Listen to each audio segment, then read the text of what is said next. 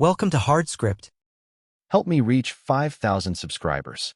Support the video with a like and leave your thoughts in the comments. She looked at me across the bedroom in the dim light, her voice sharp, her eyes cold. You want intimacy? Earn it. No hesitation, no softness, just a sentence that landed like a blade. For a long second, I stared at her, waiting for some sign that she was joking, that she didn't mean it. But she rolled over, pulled the blanket tight around her, and closed her eyes as if I had already disappeared. That was the last time I ever asked. I got out of bed without a word. My feet hit the cold floor, but my chest burned hotter than I had ever felt. I wasn't angry the way she expected me to be. I wasn't begging or pleading. I was silent, and that silence was more dangerous than any fight. For years, I had been the one holding everything together, working long hours, paying bills, fixing every broken thing in her life, while she handed me nothing but distance. And now, she had turned intimacy into a reward system, like I was some employee clocking in for her approval. That night, I stopped playing the role she had written for me. The next morning, I brewed 1 cup of coffee, black, just for me. For years, I had placed 2 mugs on the counter out of habit, cream in hers, black in mine. That day, her cup stayed in the cabinet. She came into the kitchen, her hair tied back, eyes half awake, waiting for her coffee. When she saw there was only 1 mug, something flickered across her face. Confusion, maybe even irritation. But she said nothing. Neither did I. At work, I moved with a focus I hadn't felt in years. I opened private accounts, shifted money, updated passwords. Every keystroke was a step further away from her grip. Not revenge, not spite, just clarity. She thought her words gave her control, but all they did was unlock something in me I had been burying for too long. That evening, she tried to act casual, asking about my day, about dinner, about the news. I gave her one-word answers. Fine. Ate already. Same old. The silence between us grew heavy, thicker than any argument could have made it. She kept searching my face for signs of the man she used to manipulate, but he wasn't there anymore. By the second night, I realized something that would change everything. She thought withholding intimacy gave her power. But the truth was, it revealed her weakness. Because real power didn't come from what she denied me. It came from what I chose to take back. And I was already taking it. The second morning after her words, the air in the house felt different.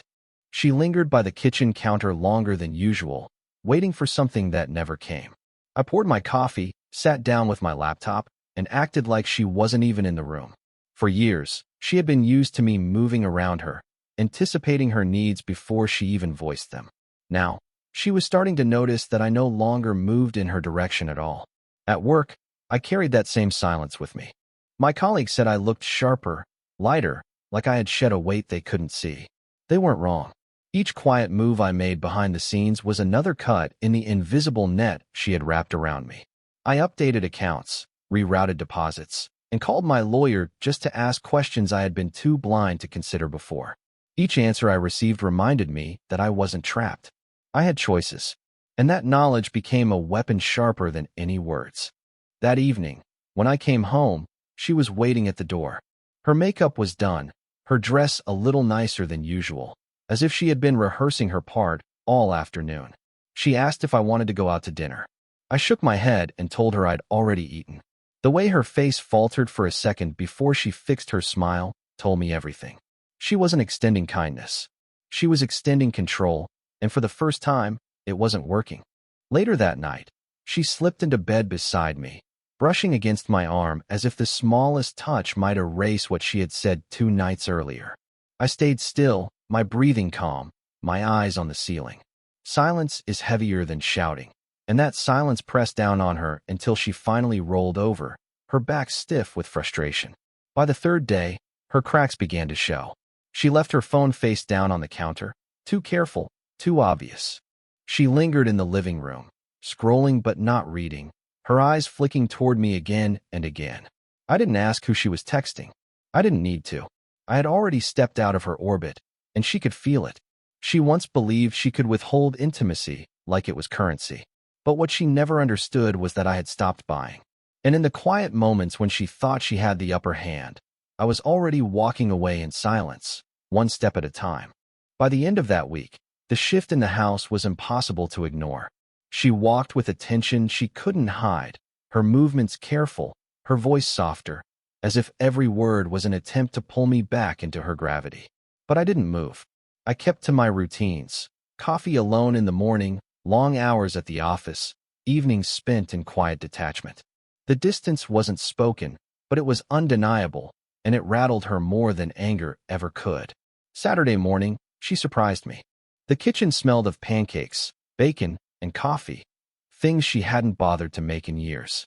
The table was set for two, a candle flickering in the middle like she was trying to summon the ghost of a marriage that had already faded. I sat down, thanked her, and ate in silence.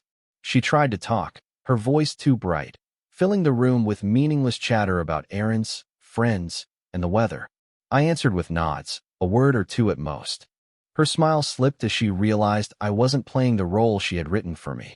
That afternoon, I left the house without explanation. I walked through the old bookstore downtown, bought a novel I'd always meant to read, and stopped at a cafe alone. For the first time in years, I felt weightless, untethered from the constant demand of being her provider, her caretaker, her background character. When I returned home that evening, she was sitting on the couch in a dress I hadn't seen in a long time, her makeup still fresh, her posture stiff with expectation. She asked why I was late. I told her simply, I was out. Nothing more. Her eyes searched mine, desperate for anger, jealousy, anything that might prove she still had an impact. But I gave her nothing. That calm indifference landed harder than any argument could. She turned away quickly, pretending to check her phone, her fingers trembling just enough for me to notice. Sunday night, she tried again. As I sat reading, she reached across the couch, her fingers brushing lightly against mine. It was a gesture that once would have broken me, would have made me believe in promises that never lasted. This time, I slowly pulled my hand away without even looking up from the page. She froze, her breath catching, before retreating into silence. By Monday morning, the balance had shifted entirely. She hovered near me as I got ready for work, asking if I needed coffee, if I wanted breakfast, if there was anything she could do. I shook my head each time. For years, she had believed withholding intimacy gave her control. But now she was discovering what real distance felt like, and she had no defense against it.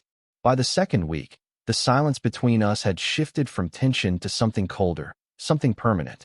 She still tried to play her role, moving through the house with a careful smile, making small gestures that once would have softened me. But now, each attempt only highlighted how far gone I was. The power she once believed she had, holding affection like a reward, had turned into her own weakness because I no longer asked. Tuesday evening, I came home later than usual. She was waiting in the kitchen, a bottle of wine already open, 2 glasses ready.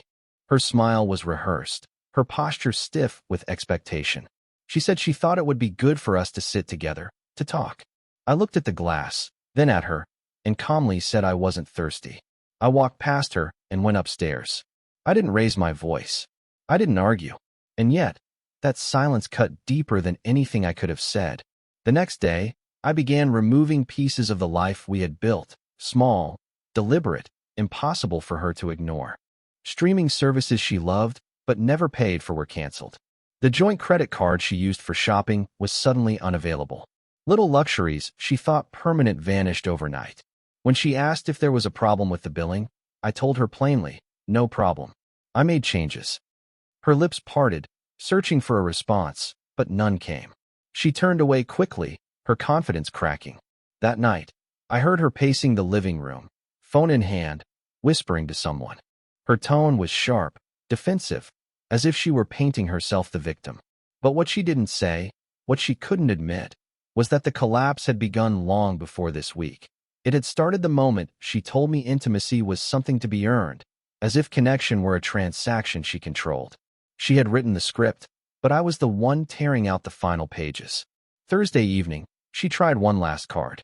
She dressed carefully, makeup perfect, her perfume hanging heavy in the air. She asked if I wanted to go out, said maybe dinner would be good for us. I looked at her, calm and unshaken, and told her I had other plans. The silence that followed was sharp enough to make her flinch. By Friday, the shift was undeniable. She moved around me cautiously, her voice low, her eyes wide. waiting for any sign that I might return to the man who once begged for her attention. But that man no longer existed. She had demanded that I earn what should have been shared. Now she was learning what it felt like when the man she dismissed stopped asking altogether and started leaving piece by piece. By the middle of the second week, the house no longer felt like a home. It was a stage, and she was still performing, but the audience had already left. I moved through the rooms with quiet precision, each step stripping away another piece of the life she thought would always be hers to control. Saturday morning, I opened the safe in my office. Inside were the essentials, documents, passports, insurance papers, things she rarely noticed but that held the foundation of our lives. I separated what was mine, slid them neatly into a folder, and carried it to my car. She saw me through the window, her hand hovering at the curtain like she wanted to stop me. But she didn't move. Maybe she already knew. That afternoon, I started packing. Not everything, just what mattered to me. Suits, a few shirts, shoes, and the books I refused to leave behind. Each piece I folded felt like reclaiming something she had taken for granted. She stood in the doorway as I zipped the bag, her arms crossed, her jaw tight. She asked if I was going somewhere. I looked at her and answered with the same calm finality as before. I'm organizing. Nothing more. The truth rattled her more than any accusation could have, because she knew it wasn't just organizing. It was preparation. Sunday, I disappeared for most of the day. I didn't tell her where I was going. I didn't tell her when I'd be back. I walked through places I hadn't visited in years. The park, the diner down the street, the bookstore I used to love. Each stop reminded me of the man I used to be before her rules, before her cold refusals had dulled me into silence. By the time I came home that evening, she was waiting at the window, pale and restless, her phone clutched in her hand like a lifeline. She asked where I'd been, her voice sharp, demanding. I gave her the same answer I had given all week. Out. That single word carried more weight than any explanation, because it told her everything she feared, that my world no longer revolved around her. By Monday, I had stopped moving quietly. The changes were visible now. Boxes stacked in the corner of the garage. Empty spaces on shelves where my things had once been. She followed me from room to room, her voice strained, asking if we could talk, if we could fix what had gone wrong. I looked at her with the same calm clarity and told her I was fine. That was all, because she had once told me I needed to earn intimacy. Now she was realizing that the only thing being earned was my exit. And soon, nothing she said would matter anymore. By the start of the third week, she was no longer trying to hide her panic. The mask had slipped, and the woman who once sat across from me saying I had to earn intimacy was now pacing the house like someone who had lost everything without realizing when it had happened. Her voice had changed too. The sharp edge was gone, replaced by something fragile, trembling with fear she didn't want to admit. Monday night, I found her sitting on the couch with a glass of wine, untouched, her eyes red and swollen. She looked at me like I was a stranger in her own home. She whispered that she had been wrong, that maybe she had gone too far, that she had never thought I'd take her words literally. I stood there, calm, steady, and told her I was fine. That was it. Her face crumpled, her lips parted as if she wanted to beg, but nothing came out. The silence crushed her. The next day, she followed me through the kitchen, asking questions she hadn't dared to ask before. Was I seeing someone else? Did I hate her? Was this really what I wanted? Each question fell into the same void. I didn't give her anger. I didn't give her comfort. Just short answers or silence that left her more shaken than any argument ever could. By Wednesday, she broke. I heard her crying in the bathroom, her sobs muffled behind the door. For years, I had been the one to knock, to comfort her, to carry her storms on my back. This time, I stayed on the couch, listening to the hollow echoes of her own making. I wasn't punishing her. I was simply done carrying what she had demanded I earn while giving nothing in return. Thursday, she made one last desperate attempt. She walked into the bedroom wearing a dress she hadn't touched in years, perfume lingering in the air, her body angled toward me in silent invitation. I looked at her once, then switched off the light and rolled over.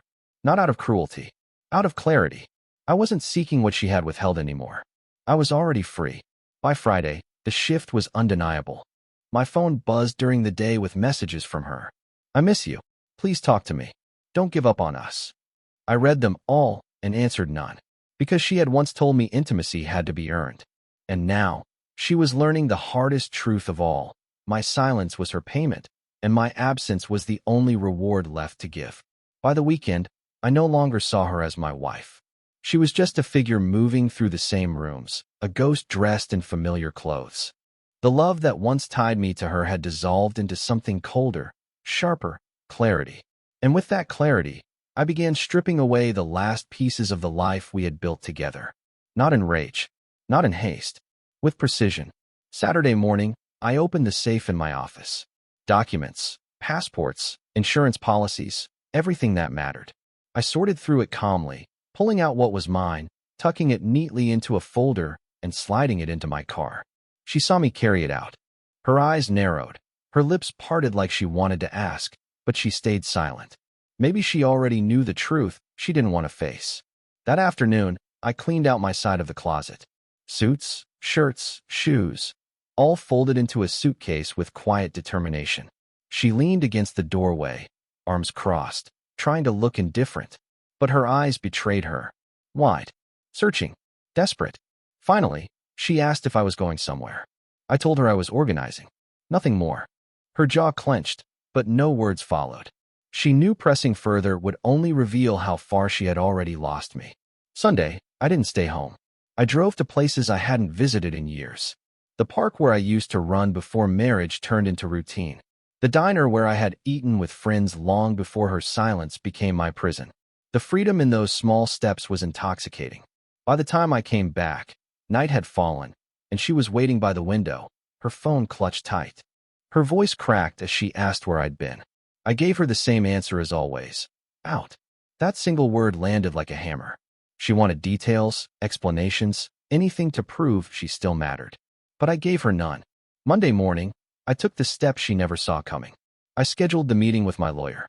The papers were already drafted, waiting in a folder like a weapon I didn't need to brandish until the timing was perfect. This wasn't revenge. It wasn't anger. It was resolution. She had once told me intimacy had to be earned, and I had decided I would never ask again. That night, she softened her voice, asking if we could start over, if maybe we had both made mistakes. I looked at her with calm detachment and told her I was fine. And that was the truth. I was fine. She was not. And that difference was the beginning of the end she never thought would come. By the fourth week, she was no longer the woman who had once looked me in the eye and told me to earn what should have been freely shared between us. That version of her was gone, replaced by someone pacing the house like a prisoner, waiting for a sentence she couldn't predict. But I already knew the verdict. Monday morning, I met with my lawyer. The papers were finalized in less than an hour. Divorce, property division, accounts, every line was drawn with precision. I walked out of that office lighter than I had felt in years. The marriage she believed she still controlled was already gone, and she hadn't even realized it. That evening, I came home to a staged scene. Dinner set, candles flickering, her best dress clinging to her frame like she was trying to play a role she had long forgotten. Her voice was soft, trembling at the edges, as she said maybe we could start fresh, maybe she had been wrong, maybe this 30-day wall she had built between us could still be torn down. I listened in silence. When she was finished, I told her calmly, "It doesn't matter anymore." The words hit her harder than any fight ever could. She blinked, her mouth parting as if she'd been struck, but I gave her nothing else. Tuesday, I began deleting the last remnants of our life together. Shared photos, messages, digital memories, gone with a few keystrokes. Years vanished in seconds. She came into the room later, her voice cracking as she asked why the pictures were gone. I told her simply, "Because they don't mean anything now." She stood frozen, clutching her phone like a lifeline, realizing that what she had taken for granted was already dust. By Thursday, she was unraveling in front of me, following me from room to room, asking questions that had no answers. Was there someone else? Did I still love her? Couldn't we start over? I didn't respond with anger. I didn't give explanations. I gave her silence, and that silence cut deeper than any words ever could. Friday night, I carried the last box to my car. Documents, clothes, essentials. She stood in the doorway, pale and trembling, her voice breaking as she asked if I was leaving. I didn't answer. I shut the trunk, walked past her, and closed the door behind me. She once thought intimacy was something to be withheld, a prize I had to beg for. But now she finally saw the truth. I wasn't begging anymore. I was gone. The last week began with silence, so sharp it could cut. She moved through the house like a stranger, her eyes darting toward me as if searching for something that had already slipped away. But there was nothing left to find. My decision was made, my exit already in motion. On Tuesday, she tried one final performance. She sat at the dining table, candles lit, her makeup heavy enough to hide the cracks, her smile trembling at the edges. She said she wanted to talk, that she was ready to rebuild, that she was choosing me after all. Her words spilled out in a rush, desperate, clinging to a version of us that no longer existed. I listened quietly, steady as stone. Her face collapsed, the blood draining as if the words had stolen the air from her lungs. She whispered that she was choosing me now, that she finally understood, that she could change. I shook my head slowly, calm and final. What she didn't realize was that I had stopped asking the moment she set the condition. The distance she created had grown into a wall she could never climb back over. That night, she followed me into the bedroom, her voice breaking as she asked if I still loved her. I said nothing. I turned off the light, rolled to my side, and left her in the dark with the silence she had built. Her quiet sobs filled the room, but I didn't move. For years, I had carried her storms. This time, she would face them alone. By Thursday, she was unraveling in public. Friends began calling me, saying she was posting cryptic messages online, vague quotes about betrayal, about love slipping away. I didn't respond. I didn't defend myself. I let her shape whatever story she needed to survive, while I stayed silent, pulling further away with each passing day. Friday morning, I loaded the final bag into my car. She stood in the doorway, her face streaked with tears, begging me not to go. Her voice shook as she said she would do better, that she could fix this. I didn't reply. I closed the trunk, walked past her without a glance, and got behind the wheel.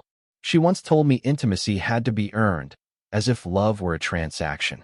But now she finally saw the truth. The cost of that bargain was everything. And the silence she left me with had become the silence that ended us. The morning I left for good, the house was still. Not the stillness of peace, but the hollow quiet of something already dead. I had packed the last of my things the night before, each item chosen carefully, each step deliberate. When I set my keys on the counter, the sound echoed louder than any argument we had ever had. It was final. She stirred as I loaded the car. Her hair was messy, her face pale, the weight of sleepless nights written in the shadows under her eyes. She stood in the doorway, arms wrapped tight around herself, as if holding her body together could keep me there. Her voice cracked when she asked where I was going. I didn't answer. I shut the trunk and walked past her without a word. Inside, she followed me down the hall, her steps quick, her words stumbling out in broken fragments. She said we could fix it, that she was ready to change, that she finally understood what I had needed all along. But the truth was simple. I no longer wanted it. I wasn't leaving because of what she withheld. I was leaving because of what I had reclaimed myself. At the door, I paused and looked back one last time. She stood there trembling, her eyes red, her lips parting as if waiting for something. An explanation, a promise, even anger. I gave her nothing. No words. No comfort. No rage. Just silence. Because silence had always been my answer, the one she never expected, the one she could never control. The drive away was calm, the road stretching out like it had been waiting for me all along. Mile by mile, the weight lifted. I didn't feel grief, or regret, or the pull of nostalgia. I felt clarity. For years, I had lived begging for closeness, carrying a marriage on my back, while being told to prove myself for scraps. But now I was free. The man who once asked was gone. The man who walked away without a word was who I was meant to be. She had said, "You want intimacy? Earn it." I had nodded then, because she was right. It was hers to give or to withhold. But what she never saw coming was my answer. I never asked again. And in the end, that silence was louder than any goodbye. Real men don't explode. They exit. Subscribe for more power stories.